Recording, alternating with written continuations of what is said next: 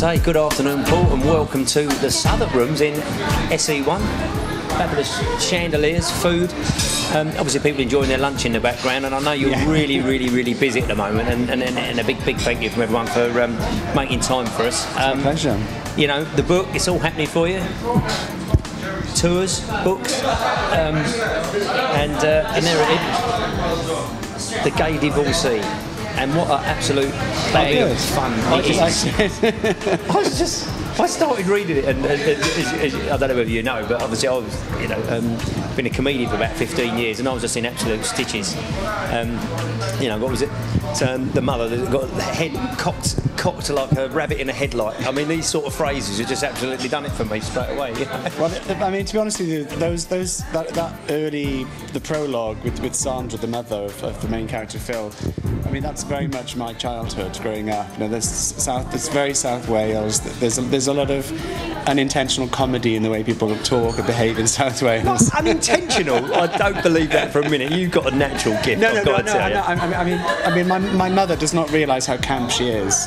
Oh right, I'm with you. People don't realise quite how funny they are. They have this sense of humour which is quite similar to gay humour, which is, it's kind of like gallows humour. So they find humour in the funniest thing, in the soberest things. I mean, there's a line in the book where an older female character says to her daughter that this family friend has had cancer, and she says, "Oh, they've caught the cancer, but she hasn't got her saliva back." And that's the kind of thing people say in South Wales. They don't realise how funny it is, and I'm just sat there all the time. It's like just writing notes down, you know, constantly scribbling, and I'll use that. Anyway, Paul, I have to ask you, and this has been puzzling me. How did you come up with the father that died having a jellyfish sliding down his snorkel and choking him to death? God's honest truth, I was on my honeymoon a couple of years ago. I got civilly partnered and went on my honeymoon and went on a snorkeling day on a speedboat, and the guy who took us out on the boat actually told us that the day before he'd had to cancel because there'd been an accident and a guy had been snorkeling and a jellyfish had gone down his snorkel. No! This actually happened. So I just knew. I had to ask. You didn't mind me asking. I wrote this down. I thought I've got to use that sometime. And I'm writing this scene in the book about this. It's quite a kind of, you know, it's quite a serious scene, isn't it? This poor woman sort of coming back in her midlife, back to South Wales, back to the mother she ran away from. Really miserable. I thought there's got to be some twisty punchline to it, otherwise it's just too morbid. So I thought, if you know, he's dead, but he died from such a freak accident that it's kind of funny at the same time. Which goes back to that whole sort of Welsh. I know that Julian Carey says immensely enjoyable. When you know, with lines like that, I mean, I actually, you know, as I say, I wrote a couple of them down. They just made me die. And what was that whole thing around when she sort of decides to when the chap decides to say that he's gay and what was it, the television programme, and oh dear, what was the Loose Women, is it? No, not the Loose Women. There we're going to. When he tells him he's getting married. Yeah. He's going to get married. And there was a simple question on family fortunes. It just made me die. And father looked up from his newspaper. I mean, that scene to me just absolutely, I don't know, I just thought that was funny. I mean, and I think that encapsulates the book for me, was the way that it sort of grabbed you in that early scenes, and as the book went forward, I was just laughing more and more, and it really tickled me, you know. But it's not the only book you've read, is it? This is actually your fourth. This is your fourth book now. It's my fourth novel. I wrote 4 non-fiction books before, and then the last non-fiction book I wrote was called Queen's Country, which was a sort of gay Bill Bryce, and I kind of travelled around Britain looking for the mythical gay community and not really finding it. And my publisher, that's my editor at the time, was the same publisher, but my editor at the time, who was a gay guy called Andrew Willey, read it and said, "I think you should write a novel next." And I said, "Well, what do you mean?" He said, "Well, you know, at that time I was really known for writing quite sort of polemical journalism, and I expected that the book would be very polemical, but of course, because it was about meeting real people and talking about their stories, it was really a book about people and places and real life characters. So it kind of it kind of was a sort of stepping stone, really, away from journalism and non-fiction writing into writing fiction. My fear when I turned to fiction was that all the characters would sound like me. And then I realised very quickly, because I did drama at university and that was my background, that I have this... I have an ability which I'm very lucky to have. Where I can hear the rhythms of people's speech very quickly. That brings me. I pick it up. That brings me so nicely on to the next point. You know, so you've done investigative journalism. You've wrote a sort of novel. You know, comedy. You've got. You know, I'm thinking of employing you as my comedy writer. I mean, just some of the timing of the lines, even, and I'm just sort of reading them in the book without even sort of playing around with them at all. And yet you say that that's just like a natural rhythm of the people. It's a natural rhythm of. I have an ear for dialogue, and so I carry a notebook with me everywhere. I carry a little moleskin. You know, the notebook as used by Hemingway. Hang on, stop. Now, listen, I know watching this is an absolute load of budding publishers, because there is a lot of people. It must have been a while before you actually made that decision to move forward and actually do it, and it obviously wasn't easy, was it? Getting your publisher and stuff like that. It wasn't easy getting my publisher at the very beginning of my writing career. That was difficult. But it wasn't as hard as it would be now, because in 1995, when my first book was published, which was a non-fiction book, there were gay publishing houses. There were places you could go as a gay writer, and they were keen to publish gay work. That isn't true anymore in this country. So for young authors now, gay authors, it's very hard to get their first book published.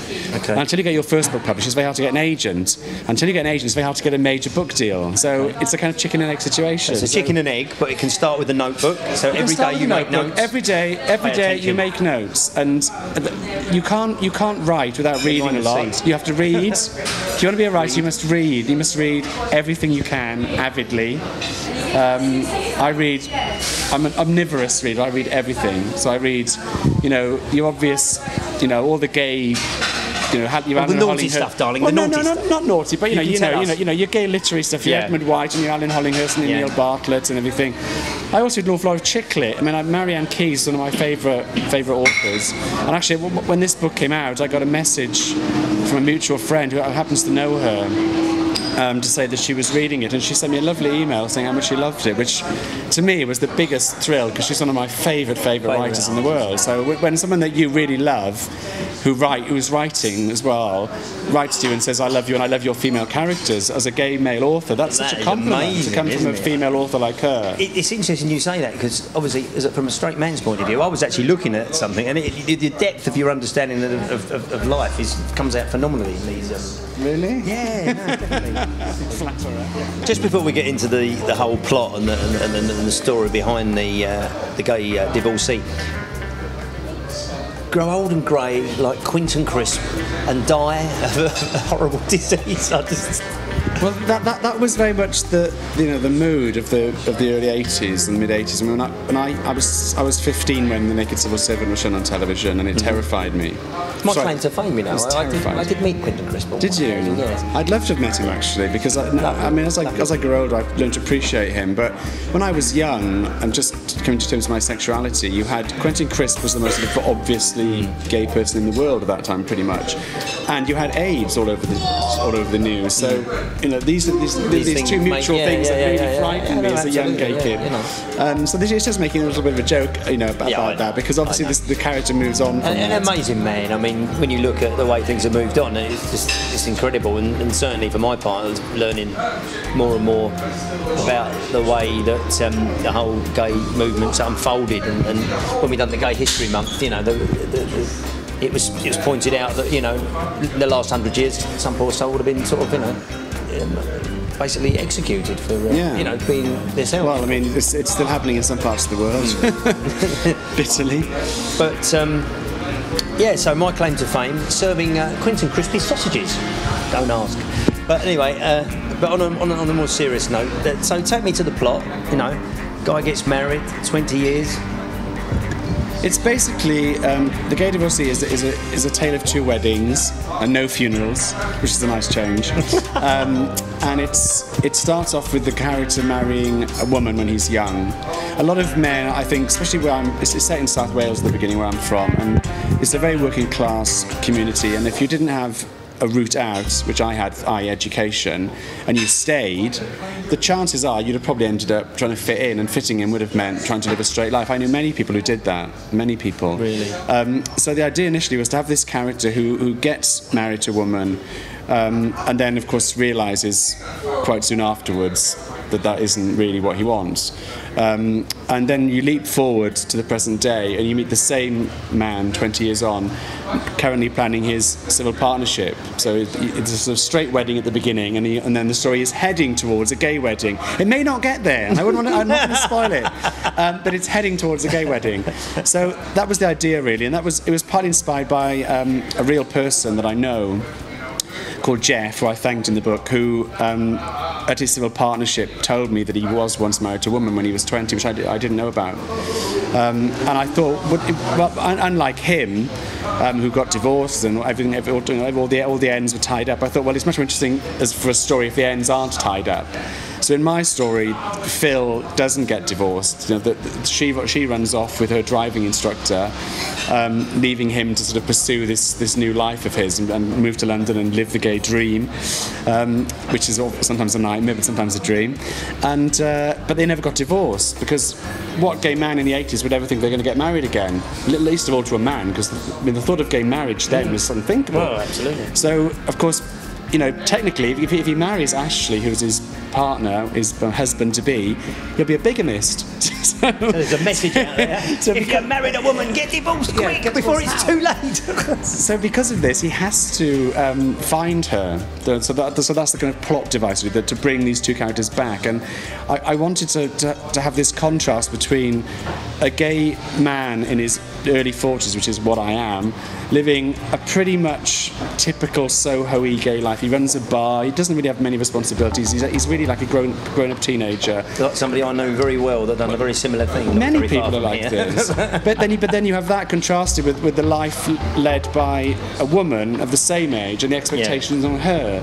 And it's very different, you know. Straight women have a much harder time of it than gay men do in many ways. And her life is one of duty and responsibility and trying to make ends meet. As Phil and Ashley are happily making their wedding plans, there's this sort of undertow going on in the plot of all these things that could and possibly will go wrong along the way. So the path of true love doesn't run smoothly. So let's move it on a little bit then. And you're doing your Polari nights, of course. I am, yeah. And obviously, you know, TV Polari, it wasn't an accident, as you can well imagine. I mean, where does your sort of background start with the Polari? I mean, was it obviously for me? It's sort of obviously Kenneth Williams Round the Horne. Is that? Yeah, Is that for you? Is that where that? I was first aware of Polari through Round the Horne and Kenneth Williams, and also Morrissey did a song called Piccadilly Polari. But I wasn't really well versed in it until sort of early 90s, and I met, sadly, this dying generation, not very few of them left now, but I met a whole bunch of these older drag queens in the black cap who used to sit and just talk in it all the time. Really? Yeah, all the time? It was just hilarious. And I learned, I mean, I can't speak it, but go on, have a little go. Go on a couple of words. Well, I just, go on a couple of words. At the very, very first, at the very first Polari salon night, I said, welcome to Polari, and it's Bona Tavada Mucci Dolly Eeks in the Lati, which means welcome to Polari. It's nice to see so many pretty faces in the house. So I know little bits. I know little bits, but hang on, let me do it. So let's work this out now. So this is 1960, wasn't it, Around the Horne? Some of you guys probably don't know. There was a fabulous comedian called Kenneth Williams, who you may have heard of, but they used to do this on BBC One and get away with it, which is really what it's all about. So for those of you that are wondering, you know, what is a Polari night? What is it all about? What is it about? It's fun, and of course a lot of people don't realise that this language actually spilled over into our actual day-to-day lives. Oh, completely. There are lots of words in. I mean, one of the funniest things I always find is that, you know, the word naff comes from Polari. Naff, not available for fucking, i.e. straight. And the joke we'll is, have a bleep there. But the joke, not available for. And the joke, of course, is that now people say gay meaning naff. It's really ironic that kids in school, it's all come full circle. And there were lots of little. I mean, Polari started really with. It didn't start within the gay world. It started with people at sea, it started with Romanis, and it was sort of bastardised by the gay community, and it was used as a way of communicating at a time when to be overtly openly gay would have landed you in prison. So people spoke in Polari as a code. So you say, oh, Vard the Raya, look at the hair, or Vard the trade, and all this kind of stuff. And that was the way that they communicated. But the fact that Kenneth Williams and what was the other guy on Round the Horn? The main Hugh, I've forgotten his name now. The main guy who's can't remember. Anyway, Kenneth Williams on Round the Horn used to get away with outrageous things, and you think. I mean, I recently read Christopher Fowler's autobiography, Paperboy, which is fantastic, and he's that sort of few years older than me, and he says he can remember growing up with Round the Horn on on the radio, and he was old enough to understand what it was saying. I never got it when I was a kid. He was that bit older, and he got it, and he'd sit there, and he'd be sat there laughing, and his parents would be looking at him like, what's the joke? And he got it because he was gay, and he got what the references were. It's inside humour. It's an inside humour. It's a coded humour, a way of looking at the world. So tell me, you're actually doing a few of these evenings, aren't you? Where are they? But what I should stress that the evenings I'm doing aren't evenings about Polari, the language. Right. It's a literary salon. I chose to call it Polari because to me Polari literally means gay words. So that was why we chose the name. And also we started off at the Green Carnation in Soho, which is dedicated to Oscar Wilde. So it sort of fitted that we have a name that kind of looked back. Did you know Oscar Wilde lived in Ireland for a while? Did you know that? I did indeed, Dublin. Lovely little house, Dublin, yeah, lovely little house right on the corner. Marvellous it was. I stood outside it and sort of mesmerised myself at the dilemma of the poor boy. But here we are. Shall we stop for a minute? Just make sure we've... So, let's just, if I can just grab the picture then. So we're early 80s, you've read your Dick Whittington book, and off you set to London to see whether the pavements are paved with gold, or... Well, it's really to see if the clubs are full of dick. I mean, there wasn't much, there wasn't anything in the way of a gay scene where I lived. And also, when I was 19, I wasn't really ready to come out in front of my parents. And going to university was really... Being gay came first, and my education came second. To be honest, I came to college to sort of live a new life. With that. Live a new life, and I came here in 1984. I went to. I hadn't told anyone I was gay. Not even a close friend or anything. Nobody. And I was looking in the newspapers, and I picked up Time Out, which I now work for, ironically, and there was a gay listings in there, and I thought, oh, there's a club called Heaven, and because I'd heard of Heaven, because Frankie Goes to Hollywood had filmed the video for Relax there, so I went to the cinema to see Cat People with Nastasia Kinski. And then I followed these two boys who looked really gay from the cinema. I just followed them. I literally stalked them through the West End, down Charing Cross, and they went into this club. And I stood outside this club for about an hour smoking because I was so scared of going in. Because walking through that door was not just going to a club, it was actually saying, this is who I am. Yeah. And I walked in, and the first thing I heard was some screaming queen go, so many men, so little time, and I ran straight back out.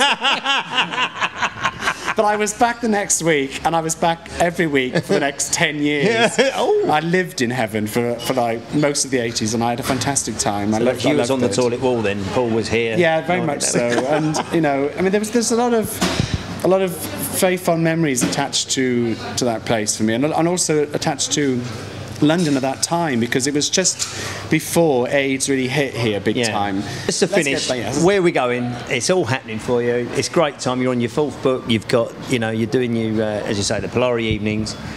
What's next for Paul Burston? Well, I'm still doing a lot of promotion for this book. I've got, I'm doing an event. I'm doing Polari's relaunching at the South Bank Centre on September the 9th, which is a step up for us. We've come out of the sort of basement of gay clubs. We're at the big national art recognised by the art, which is fantastic, which I love. I love that. So I'm very excited about that. I'm also doing an event at the National Portrait Gallery, which is very, very posh. I'm a little bit nervous about that one because it is a very posh building, and I'm with very posh people. It's Alan Hollinghurst and Neil Bartlett and Betty Bourne and me, and so that's quite daunting, but it'll be fun. That'd be good. And then I've got number 2 in the Amazon.